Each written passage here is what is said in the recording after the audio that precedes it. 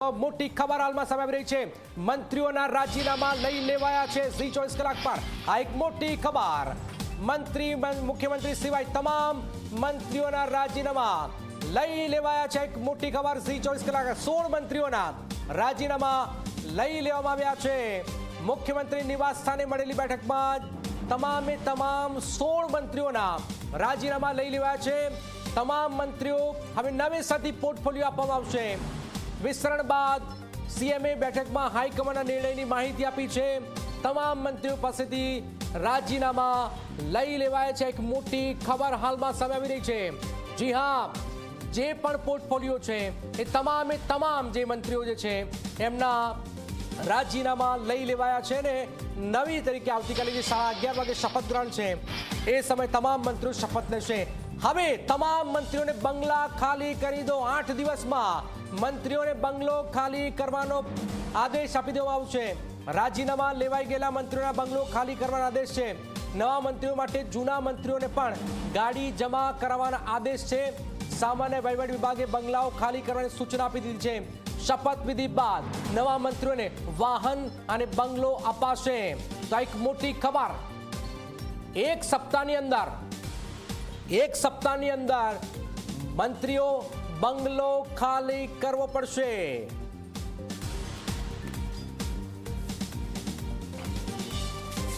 તો 8 દિવસમાં મંત્રીઓ બંગલો ખાલી કરી દે। જી હા, અને ગાડી પણ હિતલ 8 દિવસમાં, મતલબ કે આ તો સુપરફાસ્ટ ગાડી ચાલી રહી છે।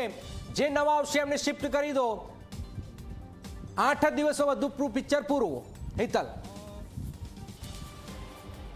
જનક, ચોક્કસ એવું કહી શકાય કે મુખ્યમંત્રીના અધ્યક્ષસ્થાને જે બપોરે 3 વાગે બેઠક મળી હતી એ બેઠકમાં ક્યાંક ને ક્યાંક તમામ મંત્રીઓના રાજીનામા લઈ લેવામાં આવ્યા છે। સ્વાભાવિક છે કે આવતીકાલે નવું મંત્રીમંડળનું શપથ ગ્રહણ થશે। જે મંત્રીઓને યથાવત રાખવામાં આવશે તેમને સિવાયના જે મંત્રીઓ છે તેમને વહેલામાં વહેલી તકે બંગલો અને સરકારી જે લાભો છે એ છોડવા પડશે એ પ્રકારની વાત છે। કારણ કે જે નવા મંત્રીઓ બનવાના છે તેમને પણ બંગલો અને ગાડી આપવાના છે। આ જે મુદ્દો છે એ મુદ્દા પર આજે પણ જીએડી દ્વારા ધ્યાન દોરવામાં આવ્યું હોવાની જાણકારી મળી રહી છે।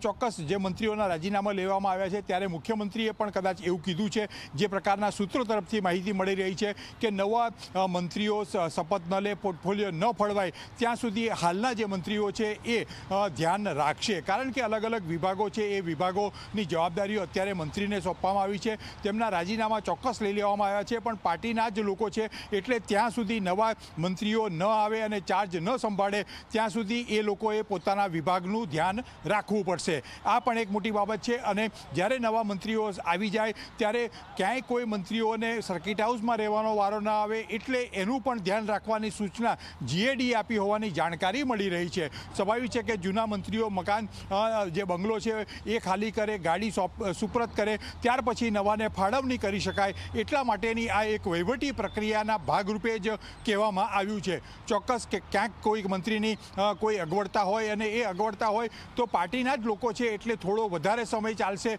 તો ચાલશે, પણ એના પછી જે ક્યાંક ને ક્યાંક જોવા જઈએ તો જે બીજા મંત્રીઓ છે જેમને બંગલો ફાળવવાનો છે એને થોડી રાહ જોવી પડશે। એટલે આવું રાહ જોવાનો વારો ના આવે એટલા માટે આ એક વહીવટી પ્રક્રિયાના પાઠરૂપે સામાન્ય વહીવટ વિભાગ દ્વારા સૂચના આપી હોવાની જાણકારી મળી રહી છે। જી જનક, બિલકુલ બિલકુલ।